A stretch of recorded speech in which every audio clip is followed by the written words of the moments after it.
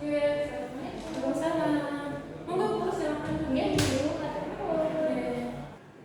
Baik Bu, perkenalkan saya Dewi untuk tugas hari ini ya.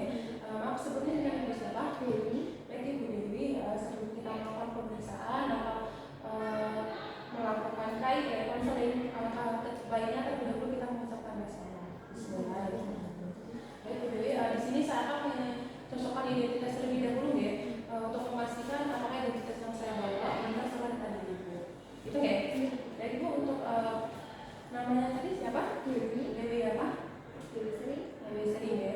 Untuk tanggal lahirnya 20 Maret 2001. 20 Maret 2001 ya. Untuk nomor rekaman medisnya 1753 ya. Baik, untuk alamat rumahnya Gunung Sari. ya, benar ya. Data dirinya sudah benar semua. Baik, tujuan saya di sini sesuai dengan perjanjian kita minggu kemarin untuk mendapatkan konseling tentang prakonsepsi. Artinya prakonsepsi sebelum kehamilan. Ibaratnya kita harus mempersiapkan kehamilan terlebih dahulu. Gitu. Baik, untuk waktunya sekitar 10 sampai 15 menit. Apakah Ibu bersedia? Baik, kalau Ibu bersedia, nanti kalau saya menjelaskan yang kurang paham, monggo segera ditanyakan. Itu ya. Sebelumnya kok ada yang ditanyakan terlebih dahulu? Tidak dulu. Baik, kalau tidak ada yang ditanyakan terlebih dahulu, langsung saja saya tanya ya Bu. Yang pertama, sebelum kita mempersiapkan proses kehamilan itu, alangkah baiknya kita harus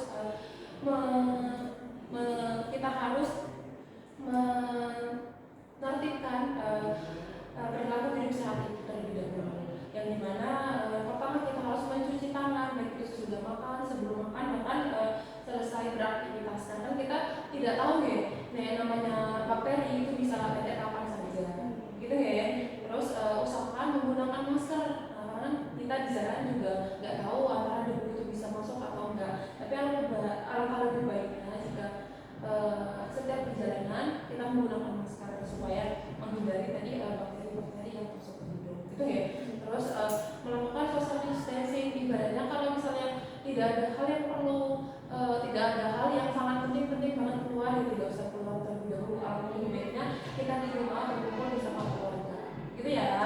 Terus menggunakan air yang bersih, baik untuk mencuci pakaian, mencuci piring, bahkan untuk memasak, karena kalau air yang bersih insya Allah kita terjamin kualitasnya, gitu ya. Terus selain menggunakan air bersih, terus social distancing, pakai masker, diwajibkan juga usahakan setiap hari atau 3 minggu sekali, 2 minggu sekali, seminggu sekali itu olahraga, baik itu jalan kaki, mau pagi, mau sore, itu juga boleh. Jadi usahakan jalan. Biasanya Mbak Ini jadi pernah jalan pagi? Jalan sore. Oke, usahakan sehari sekitar 15 menit ya. Baik, sampai situ udah paham Bu? Jadi kalau sudah paham kita lanjutkan lagi untuk gizi seimbang. Selain hidup sehat, menerapkan hidup sehat, kita juga harus diseimbangi dengan makanan yang bergizi. Baik, makanan yang bergizi itu setiap makan harus ada karbohidrat, baik itu nasi, ubi, kentang sama yang lainnya. Terus vitamin dari sayur-sayuran, buah-buahan juga boleh. Pokoknya makanan gizi seimbang semuanya bisa dimakan sama Mbak Dewi, dimakan kecuali kalau memang alergi bisa, gitu ya. Terus usahakan untuk meminimalisir makanan-makanan siap saji. Biasanya Mbak Dewi sering beli makanan seperti itu tidak? Jarang. Bagus ya. Usahakan lebih baik beli sayur masak sendiri supaya kita tahu deh kandungan yang kita masak itu ada apa saja. Karena kalau kita beli di luar kita nggak tahu prosesnya itu udah baik, udah bagus atau belum. Gitu ya Mbak. Terus usahakan juga Mbak Dewi minum asam folat atau tablet tambah darah sebagai langkah awal untuk mempersiapkan kehamilan.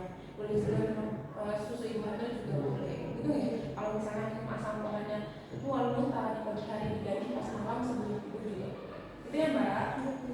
Terus untuk menjaga alat reproduksi ini sangat penting ya, karena satu-satunya mahkota perempuan ada di sana, gitu ya Mbak. Jadi kalau cara menjaga alat reproduksi sebelum sesudah atau sebelum pipis Mbak Dewi harus membawa tisu atau kain khusus atau disiapkan kain buat melap daerah kewanitaannya supaya nggak lembab, nggak bisa menular. Pokoknya nanti kalau malah jamuran sama lembab bahaya sama buat mbaknya, karena nggak baik di dalam. Pokoknya nanti malah keluar cairan yang tidak diinginkan. Apalagi kalau putihannya sampai berwarna kuning itu malah bagus. Itu ya Mbak. Terus ini saya akan memberikan informasi tentang imunisasi TT. Biasanya Mbak Dewi sebelum menikah kemarin disuntik TT ya? Ya, bagus. Udah disuntik ya? Memang dapat untuk TT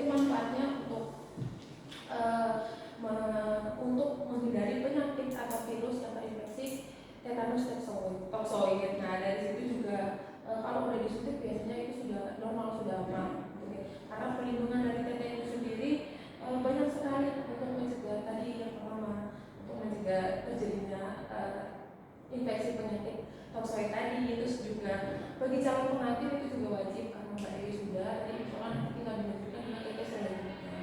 Itu termasuk dengan TT 1 karena sebelum nikah deh. Nanti TT 2-nya bakal diberikan sekitar setelah TT 2 akan diberikan setelah TT 1 nih Mbak, sekitar 6 bulan dari TT 1 tadi. Nah, untuk ketahanan atau untuk perlindungan dari TT 2 ini sekitar 3 tahun ke depan. Jadi bayi suntik sekarang 3 tahun ke depan udah terjaga dari virus seksual tadi. Terus untuk TT 3-nya sekitar 6 bulan setelah suntikan TT 2 nanti. Jadi untuk ketahanannya sekitar kejagaan itu sekitar 5 tahun ke depan gitu. Nah, nanti kan 5 kali disuntik. Nah, untuk TT 4 sekitar 12 bulan dari TT yang ketiga. Jadi kalau sudah suntik TT ketiga 12 bulan berikutnya disuntik ke TT keempat lagi, itu perlindungannya buat 10 tahun ke depan, masih luas. Jadi yang tadinya dari 3 tahun jadi 5 tahun jadi lagi ke 10 tahun, itu sangat luas ya Mbak. Nah, yang terakhir TT 5 itu sekitar 12 bulan dari TT 4 tadi. Nah, perlindungannya itu sekitar 25 tahun. Ibaratnya seumur hidup gitu nggak ya? Jadwalnya apa sudah paham dari sini? Baik Pak, selanjutnya saya akan menjelaskan tentang infeksi menular seksual atau yang sering kita sebut IMS. Mungkin Mbak Dewi sebelumnya sudah pernah tahu penyakit menular seksual itu seperti apa? Gitu nggak? Yang pertama mungkin sifilis, gonorrea, HIV itu juga termasuk ya Mbak. Makanya jika melakukan hubungan seksual apabila menggunakan satu pasangan saja, gitu nggak ya? Nah, jika terjadi IMS ini, infeksi menular seksual akan berdampak pada ibu. Jika ibu hamil akan berdampak pada ibu dan bayi, di mana bisa menyebabkan kandungannya keguguran, itu malah nggak baik ya. Terus bayi yang dilahirkan juga bisa prematur, bahkan bisa menyebabkan kematian dari bayi yang dilahirkan, itu malah nggak baik kita. Baik, sebelumnya Mbak Dewi apakah pengguna rokok aktif? Tidak. Ya. Peminum alkohol? Tidak. Terus untuk narkoba? Ya, jangan sampai ya, karena hal itu juga mengatakan terus nggak ada juga buat masa prakonsepsi yang terjadi sekarang. Bahaya minum alkohol, merokok dan narkoba ya, karena mungkin ibu juga sudah paham sedikit, ini akan saya bercerita lagi. Nah, kalau misalnya ibu mengkonsumsi yang saya sebutkan tadi itu sangat tidak baik buat diri ibu dan di bayi sama bayi ibu, apalagi ibu lagi hamil, karena mengganggu hormon sehingga tidak hormon yang ada di tubuh itu tidak normal, bisa saja mengalami hal yang tidak diinginkan. Itu nggak bisa. Jadi fungsi seksual yang ada di tubuh ibu tidak berjalan maksimal lagi ya. Terus bisa menurunkan kesuburan ibu. Kalau kesuburannya menurun, bagaimana bisa untuk melakukan kontrasepsi? Gitu nggak ya? Terus bisa juga berdampak pada kehamilan. Ya, ibu mempersiapkan kehamilan. Kalau dari sebelumnya saja ibu sudah tidak mempersiapkan diri, bagaimana untuk kedepannya? Berdampak kehamilan bisa jadi kalau sering minum narkoba, mengisap narkoba, minum alkohol, itu berakibatkan pada adiknya bisa prematur, bayi berat rendah, bahkan bisa menyebabkan pertumbuhan di dalam kehamilan, bahkan kematian anak. Itu nggak ya? Baik, sampai sini apakah ada pertanyaan terlebih dahulu? Baik, kalau tidak ada di sini saya evaluasi ibu. Jadi